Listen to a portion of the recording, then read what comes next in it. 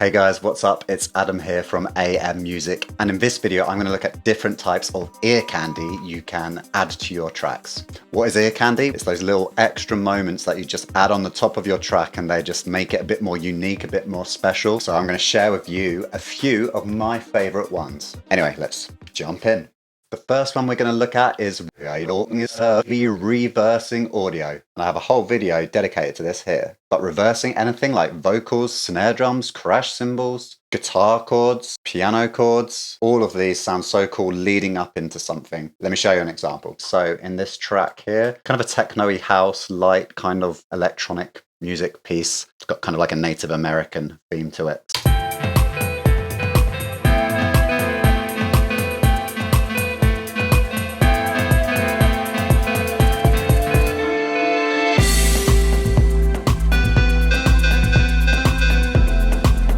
In there, we've got this little kind of Native American chanting.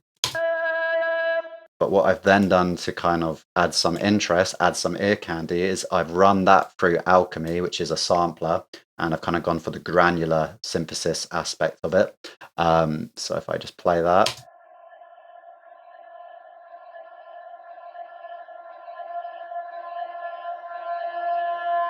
So what I've got happening there is two different things. I've got reversed audio and also the fact that it's got some granular effects on it. It creates quite a subtle but slight rise in tension, and because it's come from a sound source within the track, it sounds fitting, it sounds like it belongs there, I think. So back in the context of the mix. I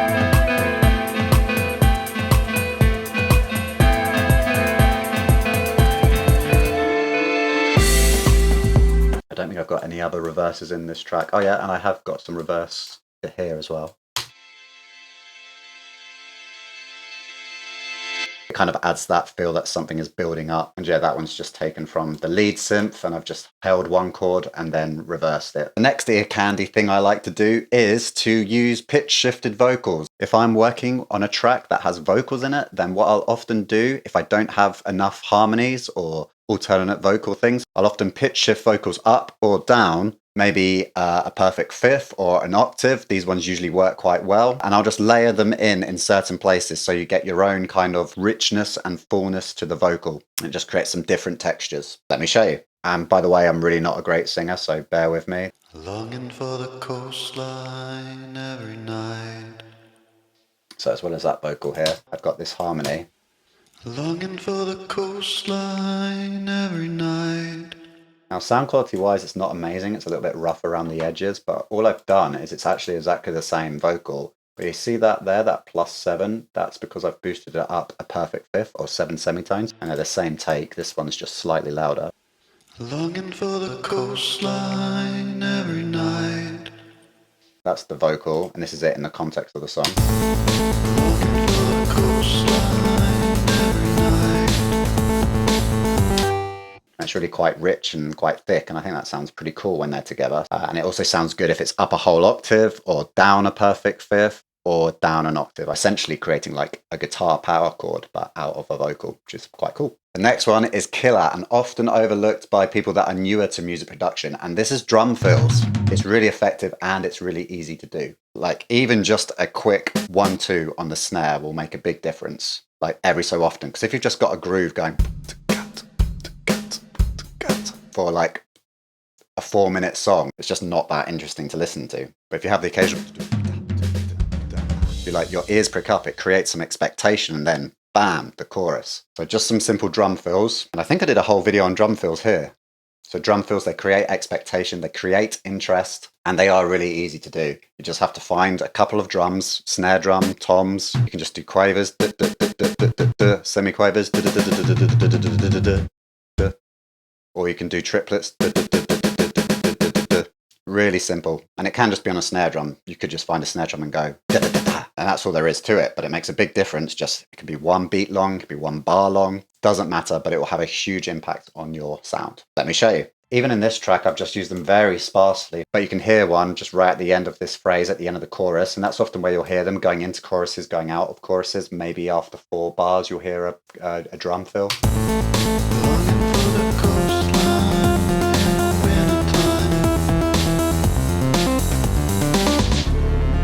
So yeah, just those 4 semiquavers on the snare, that's all it is. It just adds another layer to your drums. Like it just keeps them from being boring, like doing exactly the same thing all the way through. So it just breaks up your drums and it creates little moments that make the ear go, oh, what was that? They don't necessarily register it, but like here's another little one. I can see it there. Just that da. It just keeps it interesting and it punctuates the end of a bar.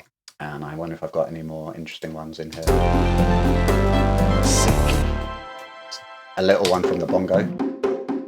Fairly simple. I haven't gone too crazy in this one, but it still just adds a little break to the drums. Next tip. So this next one is using sweeps, uprisers, uplifters, whatever you want to call them. And I actually have some free ones of these that I made a little while back on my website. So help yourself to them. Click download, enter an email, blah, blah, blah. These really work with that whole dynamic of tension and release. The uprisers create so much tension. If there's like a pitch rising up, it really grabs the ear. Can be the same with noise, can be the same with a pitcher. Create this expectation that something's going to happen. Then if it goes into a drop, if you're working on EDM, it just really builds that expectation and releases that energy. So here's a few examples of some. It actually comes in the form of a cappella. So it was a Shakira sample, but I've twisted it and flipped it and it sounds quite different now. So I don't think you'd ever know it was a Shakira sample, but here it is. So yeah, you could call that a sweep or an uplifter in the context of the mix.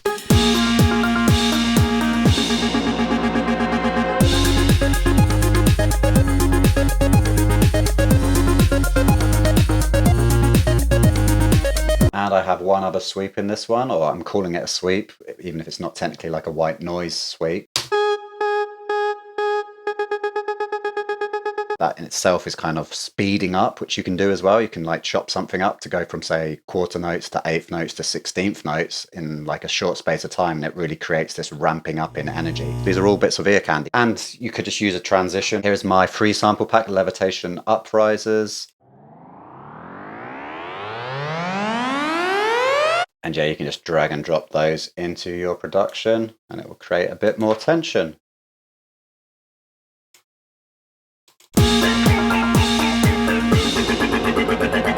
Cool. Okay, so that was sweeps. And you can also do some rock music as well, but you probably want to keep it a bit more organic. So you might do like a reverse crash cymbal maybe, or a reverse snare or something. It might be a bit lower in the mix, whereas in EDM and dance music in general, like they're a bit more higher up in the mix usually, and they're often made more into a feature. So yeah, give this a try. So this one is actually about leaving imperfections in, which I know might sound counterintuitive, especially in this day of age when we've got perfect digital recording, we've got a grid and everything can be so neatly done. We can get rid of all the noise and etc, etc. But actually having some imperfections in the tracks, I think goes a long way in keeping the magic in. Some like acoustic tracks, you'll hear like a wooden stool like creaking, or you'll hear the sound of the piano sustain pedal just kind of like, you just hear this kind of things that make it sound a bit more natural, a bit more human. I think there's a bit more that gets added to the story in this way. You'll hear tape hiss, you'll hear analog noise, you'll hear all of these different things. And I think they add a certain magic, a certain roughness to recordings that I think we've actually lost a little bit. This is kind of subtle, and this took me a lot longer to realize. And I realized all my music was becoming a bit sterile sounding. I was so focused on getting it clean and like loud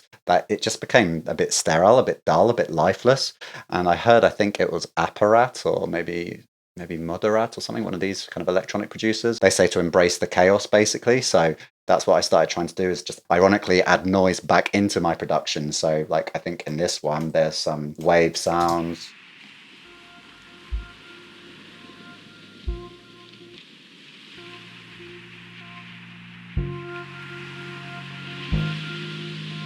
So yeah, just some wave sounds there with Volcano, so that's a filtering effect over it. And adding these little bits of texture, these little bits of noise can go a long way in just adding something different to your tracks. People add in tape hiss these days, like vinyl sounds, like these are all quite nice to add, just these little imperfections. And it can even be something that goes wrong, you know, a vocal take that goes wrong. It might leave you chatting to the engineer saying like, oh, I messed that one up, and that could be the start of your track, whatever. I think there's nothing wrong with having a few inconsistencies, some little imperfections make the track track kind of unique. And a lot of the time, some of your best stuff comes from errors, like you playing the guitar riff wrong, but then you find out the way you played it wrong was actually cooler. It was a bit more different than you would normally play it. So yeah, I think embrace these imperfections. So there you have it. There were 5 things that I like to use as ear candy just to spice up my productions a little bit. And you'll hear these across many different styles. Many big artists will do this as well. And I recommend trying these, use them in your productions, and that will make them sound a bit more interesting, a bit more unique. One final thing before I go, I heard this from somewhere and I don't remember who it was. Try one thing you've never done in a production before. So it might be like reversing a cowbell and pitching it down and stretching it, like something like that, you know, and see how that sounds. And try one of these experiments, one of these new things that you've never done before. It gives each of your productions like a unique signature. Anyway, hope this helps. See you on the next video. Take care. Bye.